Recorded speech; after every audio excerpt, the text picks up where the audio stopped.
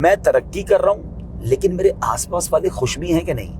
کچھ لوگ کسی نہ کسی وجہ سے سمہاؤ ترقی تو کر جاتے ہیں مگر اتنے لوگوں کو توڑ چکے ہوتے ہیں, کسی کی ٹانگ توڑی, کسی کا پیر توڑا, کسی کے کندھے پہ پیر رکھا, کسی کو باہر نکالا اور آپ پہنچ گئے اوپر.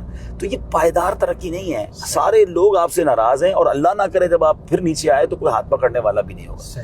ترقی یہ ہے کہ آپ ہاتھ پکڑ کے آگے بڑھ رہے ہیں اور آپ کسی اسٹیج پر پہنچے تو آپ یہ دیکھیں کہ آپ کے ساتھ 4 لوگ اور بھی ترقی کیا کہ نہیں. یعنی میرے ساتھ جنہوں نے کام شروع کیا تھا وہ بھی اوپر گئے کہ نہیں. یعنی میرے اگر 10 گریڈ بڑھے تو ان کے 5 بڑھے کہ نہیں. اور مجھے لگ رہا ہے میں اکیلا 10ویں میں پہنچ گیا, نیچے والے ساتھی سارے سب چھوڑ گئے.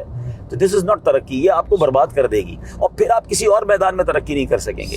ہم نے تو امیر اہل سنت سے, دعوت اسلامی سے یہی سیکھا اپنے بڑوں سے کہ آپ دوسروں کو آگے بڑھائیں, آپ کو آگے بڑھنے سے کوئی نہیں روک سکتا. اور یہی فارمولا اگر کمپنیز میں ہو جائے, یہی فارمولا فیملی میں ہو جائے. والد بعض اوقات بچوں کو انکریج نہیں کر رہے ہوتے, بھائی بھائی کو انکریج نہیں کر رہا ہوتا, وہ چاہ رہا ہوتا ہے میں ہی ترقی کر جاؤں. وہ ترقی نہیں ہوتی ہے. جب پوری فیملی گرو کرتی ہے نا تو آپ دیکھیں سب خوشحال ہو جاتے ہیں اور سب کو برکتیں ملتی ہیں. میں نے تو یہاں تک دیکھا اسد بھائی, اور الحمدللہ ہمارا بھی انداز ہے بزنس میں, ہم نے اپنے والد صاحب سے سیکھا تھا کہ اپنے امپلائیز کو بھی ترقی دو.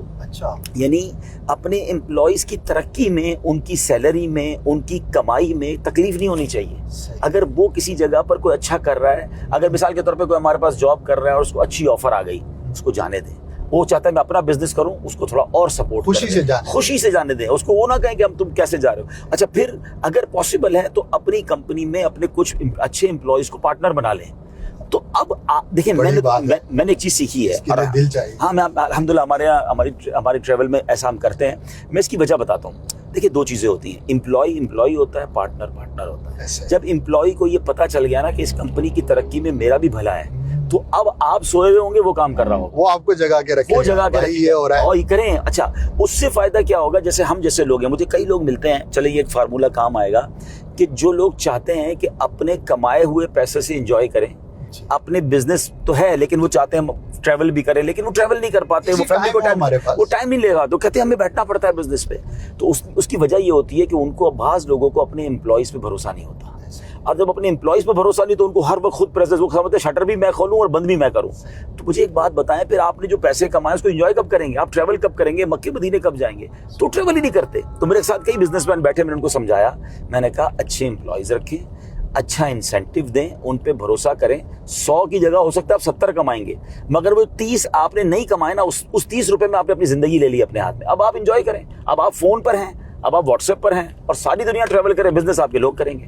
تو آپ نے مجھے دیکھا ہوگا کہ میں کتنے دن ٹریول کرتا ہوں اور میں جاتا بھی ہوں آفس پہ تو آدھا 1 گھنٹہ چائے پینے جاتا ہوں, لیکن سارے کام اللہ کی رحمت سے ہو رہتے ہیں. اچھے لوگ اللہ کی بڑی نعمت ہے. آپ کے ساتھ بہت ساری چیزیں دیکھنے کا موقع ملتا ہے اور اس میں سے ایک یہ چیز ہے, اور اسی وجہ سے ہزاریں بندہ زیادہ کام بھی کر سکتا ہے. ورنہ کسی نے ایک مثال دی تھی اور بڑی اچھی تھی, جو شخص کسی پہ بھروسہ نہیں کر پاتا اور سارے کام خود ہی کرنے, تو ایسا ہے کہ اس نے بہت بڑا محل بنایا اور خود چوکیدار بن کے بیٹھ. بالکل 100% صحیح مثال دی آپ نے. اب اس نے محل کو انجوائے کب کرنا بھائی, تم خود چوکیدار. کمال کی ایگزامپل, بالکل ایسا ہزاروں لوگوں کی زندگی میں نام نہیں لیتا شہر کا ورنہ لوگ پہچان جائیں گے. ہمارے ایک دوست ہیں, ان کا جنرل اسٹور ہے.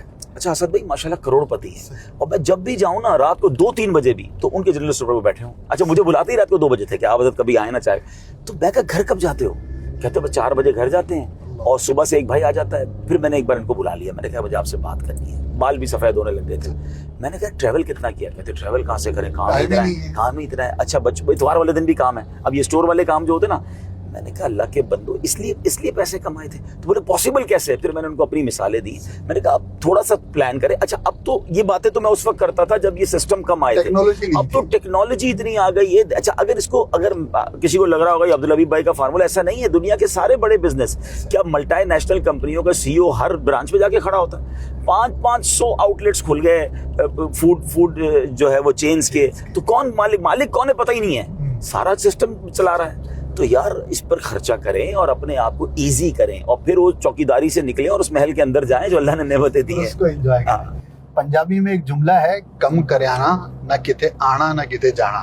یعنی کرانے کی اگر آپ نے دکان بنا لی ہے تو نہ کہیں آنا نہ جانا. آپ کریانے کی دکان بھی سسٹم بیس کی جا سکتی ہے, ہم اس کو ڈسکریج نہیں کرتے. وہ ضروری ہے بھائی, وہ بند کر دیں گے تو ہمارے لیے مشکل ہوگا, لیکن اچھے افراد تلاش کر لیے جائیں, کسی کو اسی کا پارٹنر بنا دیا جائے. اچھا اس میں 2 فائدے ہیں. صرف انجوائے کرنے کے لیے نہیں ہوتا. اگر آپ بزنس انہینس کرنا چاہتے ہیں, ایک ملٹی ٹاسکنگ والی بات آ گئی, آپ چاہتے ہیں کہ آپ کے 3 کاروبار ہو جائیں, آپ چاہتے ہیں کہ آپ 3 کام, دینی کام کر لیں یا دنیاوی کام کر لیں, تو اس کے لیے اپنی پریزنس کم اور ٹیکنالوجی اور سسٹم اور بھروسہ زیادہ رکھنا پڑے گا.